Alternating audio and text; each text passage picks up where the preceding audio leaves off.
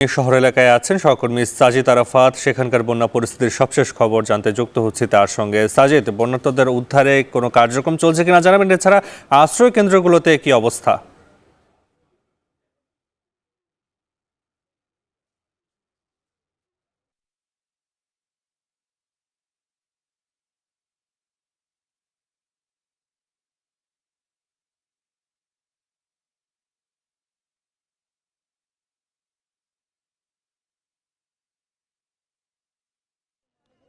নাফি, চারপাশে কিন্তু থই থই পানি। এই পানির মধ্যেই কিন্তু ডুবে আছে ফেনী শহরের রাস্তাঘাট, অলিগলি এবং এর যে বেশ কয়েকটি উপজেলা এবং গ্রাম অঞ্চল। আমরা এই মুহূর্তে শহরে রয়েছি। শহরের যে জায়গাটিতে দাঁড়িয়ে আছি, এই জায়গারও মূল যে রাস্তাটি সালাউদ্দিন মোড়ের পাশেই ঠিক রাস্তাটি, এই রাস্তাটিও কিন্তু পানিতে নিমজ্জিত। এখানে আমরা দেখতে পাচ্ছি যে আবাসিক এলাকার মানুষজন, যারা এই এলাকাবাসী সাধারণ, তারা কিন্তু অনেক কষ্টে এই যে যাতায়াত করছেন এই রাস্তা ধরে, এবং যাদের বাড়ি নিচতলায়, সেই নিচতলায় কিন্তু ডুবে গিয়েছে। অসংখ্য মানুষ আমরা দেখতে পাচ্ছি যে রাস্তায় অবস্থান নিয়েছে, রাস্তায় তারা বেরিয়ে এসেছে। বিভিন্ন জায়গা থেকে মানুষ কিন্তু, যাদের বাড়িঘর নিচে নিম্নাঞ্চলে, সেই নিম্নাঞ্চলগুলো কিন্তু প্লাবিত হয়েছে, তারা এখন আশেপাশে যে আশ্রয় কেন্দ্র রয়েছে সেখানে অবস্থান নিয়েছে। কেউ কেউ রাস্তায় কিন্তু দাঁড়িয়ে আছে, অসংখ্য মানুষ দেখতে পাচ্ছি আমরা।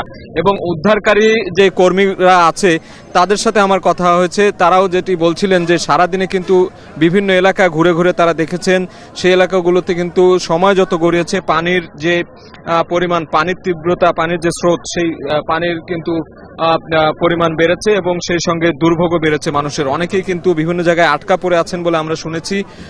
সেনাবাহিনীর রেস্কিউ টিম, নৌবাহিনীর যে উদ্ধারকারী টিম রয়েছে, বিভিন্ন স্বেচ্ছাসেবক সংগঠন, তারা কিন্তু স্পিড বোট কিংবা ছোট ছোট বোট, বড় নৌকা এনে তাদেরকে উদ্ধার করার যে প্রক্রিয়া, সেইগুলো কর্মকাণ্ড কিন্তু আমরা দিনব্যাপী দেখেছি। এখন রাত 9টা পেরিয়ে গেছে, 9টার পরেও কিন্তু পানি বাড়তে শুরু করেছে। বিভিন্ন রাস্তায় আমরা দেখতে পাচ্ছি অসংখ্য মানুষ রাস্তায় নেমে এসেছে, যাদের বাড়িঘর তলিয়ে গেছে, আসবাবপত্র তলিয়ে গেছে, তারা ভোগান্তিতে আছে। আমাদের সাথে কথা হয়েছে এবং অনেককে দেখছি বড় বড় ট্রাকে করে কিন্তু স্পিডবোট, নৌকা এখানে নিয়ে আসছে।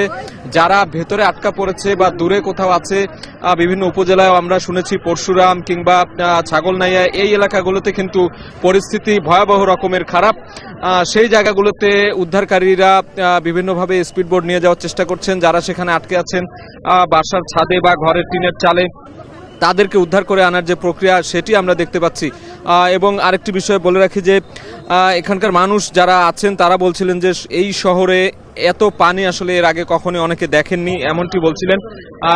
ভারত থেকে যে পানি ছেড়ে দেওয়া হয়েছে, তাদের যে ড্যাম ছিল, সেই ড্যাম্পের পানির যে তীব্রতা, পানির যে স্রোত, সেটি এসে মিশেছে এই যে মুহুরী নদী কিংবা ফেনী নদী, সেই নদীর পানি কিন্তু বাড়িয়ে তুলেছে। সেই সঙ্গে টানা কয়েকদিন বৃষ্টি হয়েছে।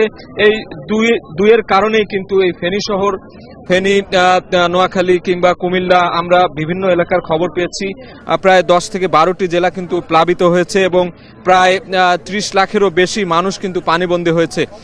আরেকটি বিষয় জানিয়ে রাখি যে ফেনীর বিভিন্ন অঞ্চলে আমরা দেখেছি, বিভিন্ন এলাকায় প্রত্যেকটা অলিগলিতে কিন্তু পানি ঢুকে পড়েছে, ব্যবসা প্রতিষ্ঠান ক্ষতিগ্রস্ত হয়েছে। মানুষ আসলে তাদের নিজের বাড়িতে আসলে থাকতে পারছে না। এখানে পাশেই একটি টেকনিক্যাল কলেজ আমরা দেখেছি, সেটিতে এসে আশ্রয় নিয়েছে অনেকেই, কিন্তু সেখানে কত মানুষ আসলে আশ্রয় নিতে পারবেন? লাখ লাখ মানুষ, হাজার হাজার মানুষ কিন্তু পানিবন্দী হয়ে আছেন, কিন্তু সেখানে জায়গার স্বল্পতা রয়েছে। তারপরেও কিন্তু সবাই এদিকেই ছুটে আসছেন এখানে নিরাপদে আশ্রয় নেওয়ার জন্য। তো রাত 9টা অবধি কিন্তু এই পরিস্থিতি বিরাজ করছে এখানে। রাত বাড়ার সাথে সাথে পানি আরো বাড়বে কিনা সেটি আসলে বলা মুশকিল। অনেকেই ধারণা করছেন, আশঙ্কা করছেন যে পানির তীব্রতা বা পানির পরিমাণ আরো বাড়তে পারে এবং যে প্লাবিত অঞ্চল, সেই অঞ্চলগুলো আরো ক্ষতির মুখে পড়তে পারে। এই ছিল আমার কাছে ফেনীর যে সালাউদ্দিন মোড়, সেখান থেকে বন্যা পরিস্থিতির সবশেষ খবর। নাফি, ফেনীর শহর এলাকায় বন্যা পরিস্থিতির খবর জানাতে যুক্ত ছিলেন সহকর্মী সাজিদ আরাফাত।